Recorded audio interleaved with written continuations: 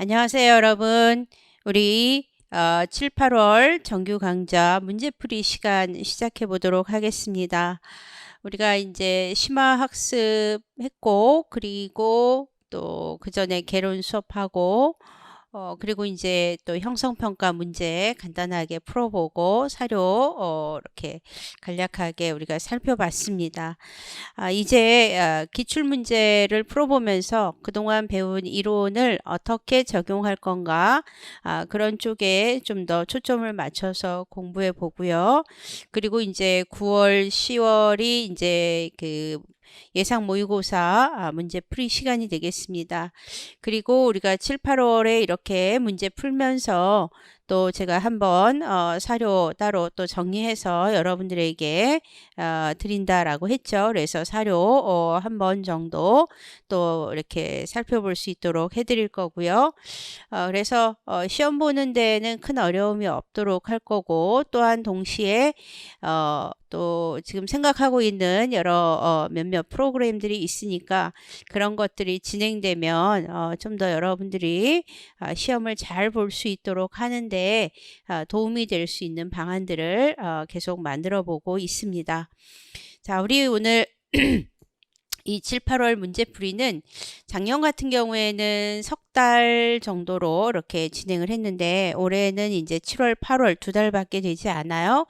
그래서 가능하면 다 풀어보지만 시간이 없다라고 판단이 되면 이제 우리가 조금 가벼운 것들은 약간 스킵하면서 이렇게 넘어가도록 하겠습니다. 여러분들 교재 다 있으시죠? 7, 8월 문제풀이. 그래서 우리가 요 문제로 역교 문제하고 또 이 서양사 문제가 여기에 이제 다 같이 있습니다. 그래서 요거를 한 달 동안, 한 2달 동안 계속해서 이제 살펴보도록 하죠. 자, 그럼 봅시다. 2003년 문제부터 보겠습니다. 기본적으로 이제 우리가 2022년 그리고 오늘이 이제 22년이니까 2023년 대비로 우리가 이제 공부를 하게 되는데 항상 한 20년 기준으로 해서 이렇게 일반적으로 문제를 풀어보고 있습니다. 자, 보죠. 2003년 15번. 김 교사는 지금 어느 고등학교 2학년 학생 10명을 인솔 하고 그리스의 수도 아테네에 있는 파르테논 신전에 도착하였다라고 이렇게 이제 질문이 나왔어요. 따라서 파르테논 신전에 대해서 알고 있나? 이걸 이제 문화적인 걸 보려고 한 거죠. 여러분이 보는 이 건물은 1687년 베니스 함대가 포격하여 지붕이 날아가 버리고 이후 중요한 조각은 분리되어 대형 박물관에 소장되어 있습니다. 그렇지만 페르시아를 물리치고 동방의 맹주가 된 고대 아테네의 영광을 보여주기에 부족함이 없습니다. 이 건물은 화려하게 단청이 칠해져 있었고 내부에는 금과 상아로 된 아테나 여신상이 있었다고 합니다.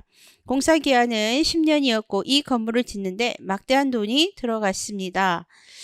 그렇다면 건설에 필요한 자금은 어떻게 마련할 수 있었나요? 라고 했어요. 우리가 잘 알다시피 이 파르테논 신전을 짓게 된 것은 이제 이 페르시아 전쟁 때 굉장히 많은 신전들이 폐허가 됐죠. 그래서 이 파르테논 신전을 이제 다시 재건축을 이제 하게 되는 건데 그때 나온 돈은 어디서 했습니까? 델로스 동맹 기금을 유용해서 한 거죠. 그래서 기억 델로스 동맹 기금 활용이죠.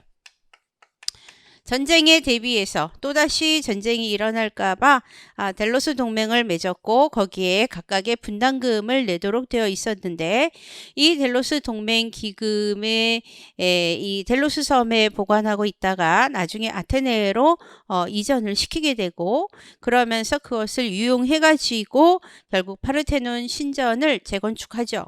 원래는 재건축을 하지 않기로 했었어요. 왜냐하면 폐허가 된 신전들을 그대로 신전을 내버려 두고 후손들에게 전쟁의 그 흔적 이런 것들에 대한 어떤 교훈을 남기기 위해서 건축하지 말자고 했던 건데 페리클레스가 재건축을 해버렸죠. 그래서 이제 오늘날의 파르테논 신전이 남아 있게 된 거고요. 자, 그래서 답은 첫 번째는 델로스 동맹 기금 유용. 그럼 그렇게 큰 돈을 쓴 이유는 무엇일까요? 아테네의 영광을 위한 것으로 알려져 있지만 당시 정치 지도자인 페리클레스가 아테네 시민의 정치적 지지를 얻기 위한 것이라고 보기도 하지요. 그런데 이 건물은 어떤 양식에 속할까요? 도리아 양식입니다. 이 건물의 어떤 부분을 보고 그런 답을 했나요? 어디 어디입니다. 라고 이야기했는데요. 아까 이제 위에 그림에 보면